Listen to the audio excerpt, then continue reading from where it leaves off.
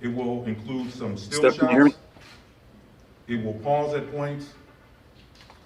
And it will include Good some morning. text. Sorry for It that will delay. zoom We were in having for some clarity. technical difficulties. The I'm second Stephanie video Marsh, will Chief be of an Communications officer Officer body for the cam footage, City of which will Akron. begin We have with us at the start Chief of the Milet pursuit and and will Akron Mayor end Dan with the Horrigan. shooting. For members of the media, The if you're video on will be here, if you played could from please start to put any finish questions without that you might pause. have in the Q&A And will section. show the We'll get incident to in those real at the time. end. I realize that At some the of the end of our names press on conference here today, might not be accurate. we will provide an So that opportunity for is questions. Chief Milet and not Lieutenant Each Miller outlet from represented Akron here Police. today will have an opportunity Mayor, I'll to hand ask it a over to you. question.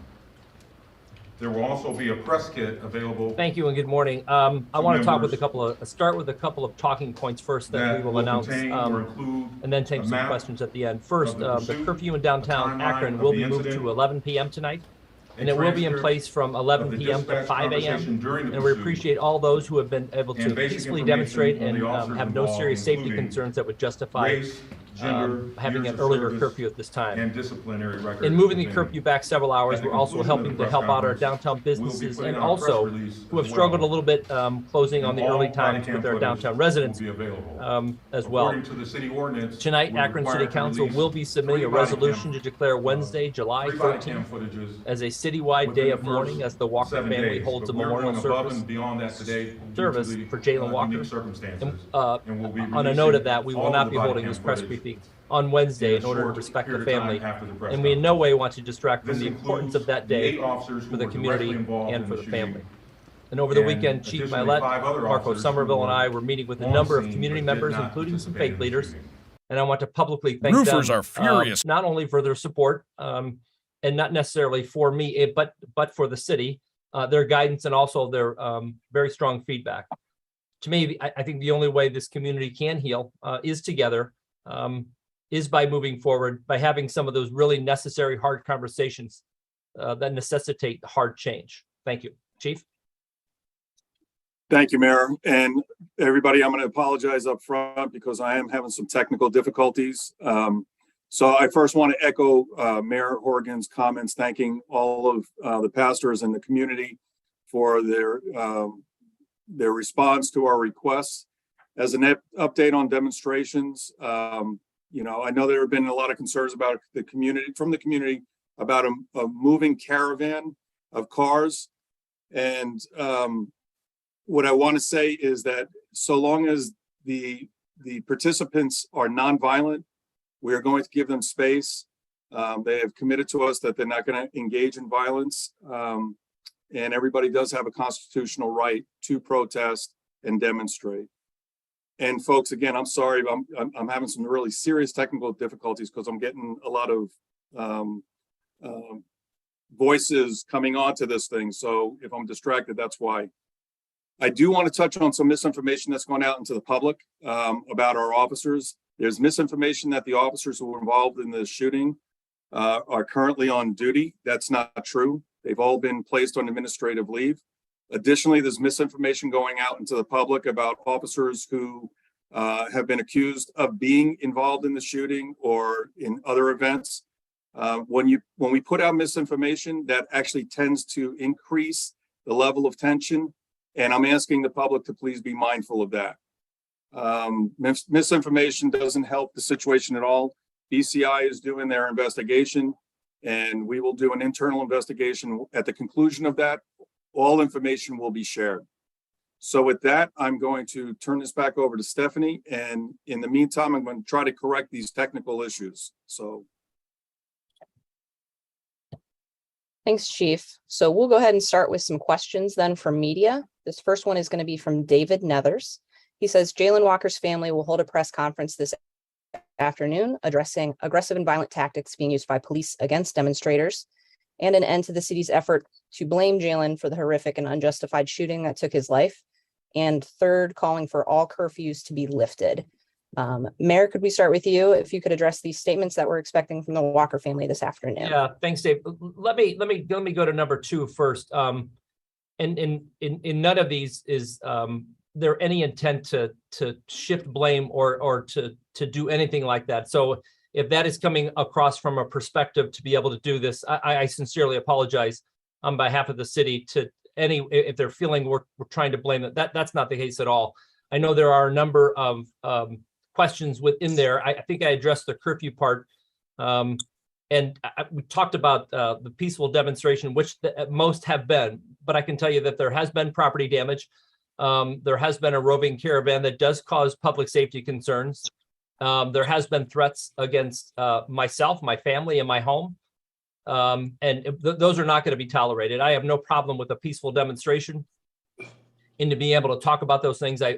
We have reached out to a number of groups in talking with the Department of Justice, which is looking to facilitate a number of those things, and have always been ready and willing to meet to have those discussions too. So I hope I answered all three there, Dave. We'll kind of go from there. Chief, did you want to add anything to that? There's never been any intention or at all to vilify Jayland Walker. The man lost his life. The young man lost his life. We are very expressed tremendous condolences for the family and such, but we had a duty and responsibility to get information out into the public's hands on what happened. We tried to do so respectfully, and I think that information has been shared, but never to vilify Jayland Walker. Thanks, Chief. Our next question is from Athena Jones. She asks, can you give us an update on gun violence and shootings in the city since Walker was killed? Can you share the numbers regarding shootings this year so far compared to years past, and give us a sense of how serious or concerning gun violence is there this summer? How are police changing their approach, if they are? This is Athena Jones from CNN. Chief, we'll start with you. So I don't have the data in front of me, but we can certainly get it. Gun violence is a challenge in our city, as it is with many communities around the country. The proliferation of firearms, there seems to be a lack of conflict resolution skills, and it's leading to many young people losing their lives. And again, Stephanie, I apologize. I'm not sure I heard the full question, but Mayor, if you want to weigh in as well. Yeah, Athena, I know the last couple of years, and I'll speak generally to trends that it's still gun violence is still a significant concern for cities across the country, and how we police that and how we do get guns off the streets. I know this. The city and city council have made a significant investment into youth opportunity, and it deflects away from that, but trying to change the narrative around the access to guns, and certainly that will be part of the conversation going forward about how we reduce access to guns and do get guns off the streets. Thanks. Thanks. Our next question then is from Jim McKinnon. This one's for you, Mayor. He asked, did the city get the 48-hour break you and others asked for? There are going to be, and I said this even we were talking, Jim, it doesn't need to be 48 hours. It could be 72, 100. It is that I know there's a level of tension out there, which we certainly recognize, but also have supported those efforts for people to be able to demonstrate and to let us know, which we've always been willing to listen. So certainly willing to do anything to reduce those tensions, I think, across the community. And like I said, I think it does involve some hard conversations on both sides, and willing to meet to talk about those. It didn't necessarily want to start a standard of saying, hey, just 48 hours. This community does need to heal. And I'm talking across the community. And certainly it's part of our jobs to be able to help be part of that conversation, along with a number of community organizations, which include pastors and elected representatives, and certainly looking forward to those conversations. Thanks, Mayor. So our next question is from Bob Jones, and he said, can you talk about the decision to not release the officers' names, the officers involved in the Walker shooting? Mayor, we'll start with you, and then we can go over to Chief. Yeah, it has been a longstanding policy of not releasing names, but relevant information to be able to do that. And I think we've been consistent with that for a while. So again, we are following our policies and procedures. Look, the challenge right now is there have been bounties placed on police officers' heads. The level of aggression towards police officers across the board, but specifically the officers that were involved in the shooting. We have a duty to protect the community, to serve the community, but we also have a duty and responsibility to protect our officers and their families. And we're not going to release the names. They will be released at the conclusion of the investigation by the Attorney General. And after the grand jury has heard the case, but until then, out of an abundant caution for the officer's safety, we're not going to do that. In fact, Stephanie, we've had people threaten officers and identify officers with misinformation who weren't even there. And so you can, again, trying to put yourself in their position and their families. I know it's difficult. That's a large ask, but we're not going to release the names. Yeah, and just to follow up a little bit on that, Bob, in saying, in releasing some of the information about the threats on officers and others, this is not to say who is doing that. This is not saying the people that are demonstrating here and have, the concerns about the way we police, what we operate as a city, what we are funding. It's not to say that that group or this group is doing that, but those threats are out there and they are real. And we're trying to, I think, provide that it's a balance of being transparent, but also around public safety too. Thanks. Our next question is from Jennifer Kahn. She says the Freedom Bloc and other groups recently issued demands of the city. The groups say they won't end protests until the demands are met. What is the city's response to these demands? And do you have ongoing dialogue with any of these groups? Thanks. Yeah. First, I had received Freedom Bloc's certified letter over the weekend and have prepared a response. I'm inaccurate whether it's gone out just yet, but part of that is that I am certainly willing to meet with any group to talk about some of their concerns, but not going to unilaterally agree to demands before a meeting. So we're working really closely with the Department of Justice to be able to help facilitate that meeting, and certainly looking forward to that as we move forward. Absolutely. I just also wanted to give a chance. So Deputy Mayor Marco Somerville is also on this webinar. Apologize for the lateness. There was a little bit of technical difficulties. Marco, did you want to talk about any involvement you've had with community conversations in the past couple of weeks? Yeah, we've had a number of conversations with a variety of people, people in the faith-based community as well as community people. Had been in close contact with the DOJ. We had some great conversations with the chief and Mike Miller on Saturday at one of the local churches.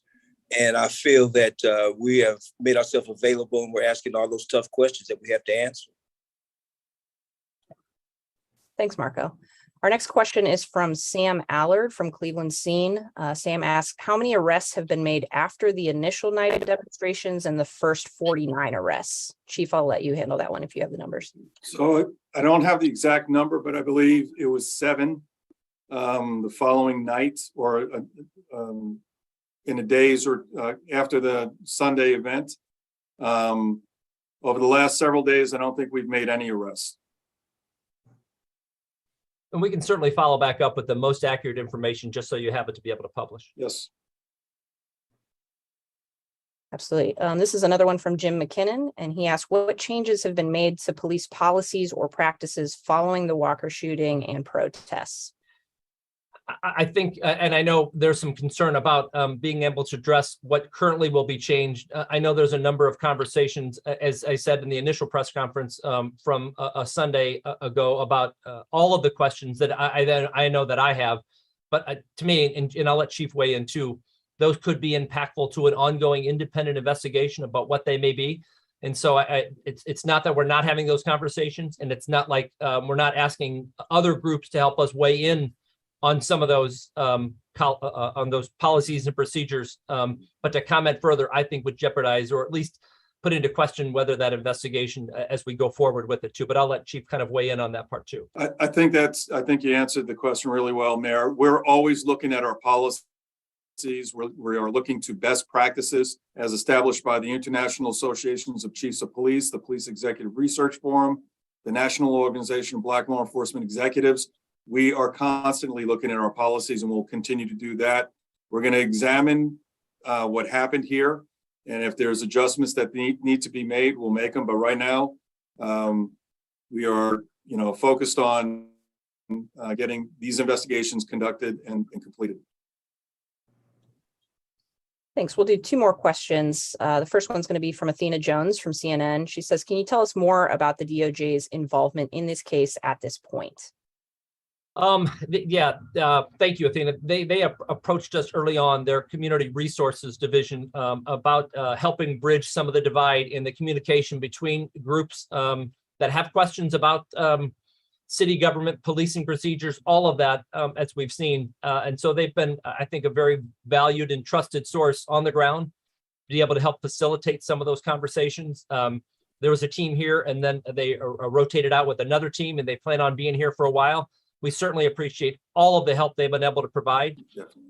Sometimes, and I even know this, being part of those conversations, we sometimes talk past each other, and I'll take blame for that also, as we, come up with policies and procedures to be able to do that. But certainly willing to have those conversations with those groups, under an auspice of the DOJ, so they can help facilitate some understanding at a table, so we can continue to move forward. Good question. Thanks, Mayor. So this will be our last question. For any questions we didn't get to in the chat, I will follow up, or Lieutenant Miller, who is the Akron Police PIO, will follow up with you individually. And again, we're going to host these daily except for this Wednesday. So please feel free to jump back on. We'll work through some of the tech issues that we had this morning. Apologies for that. Yeah. So the last question is from Isabel Lawrence from 3 News in Cleveland. She says, over the weekend, Chief Milet released a statement about FBI information regarding violent extremists coming to Akron. What is the latest update on these supposed violent extremists coming into the Akron area? Chief, I'll let you go with that one. So the update, excuse me, I don't have an update from the FBI. The threats are still out there. And it's not only here in Akron, it's across the country. And we are working closely with the FBI, and they are keeping us informed. The threats still exist, and they're credible. And we need to take precautions, not only as a police department, but as a community during, demonstrations. And again, folks, I apologize because I'm getting a lot of feedback and catch up from, I'm hearing the mayor's answer from 3 minutes ago as I'm trying to respond to this. So we will get past these technical issues and by tomorrow. All right, well, listen, thank you. I appreciate everybody being able to join today. Obviously, we will see you tomorrow if you join back in. What I want to say, too, is that if a question didn't have the right information yet because we need to do a follow-up, please submit that to either Mike or Stephanie, or Lieutenant Miller or Stephanie, so we can get the most accurate information. We'll continue to do these briefings daily for the foreseeable future. We are committed to relaying the most timely, and I think the most importantly, the accurate information to both the press and the public. And apologies for the slight delay and some of the name misplacement on there, but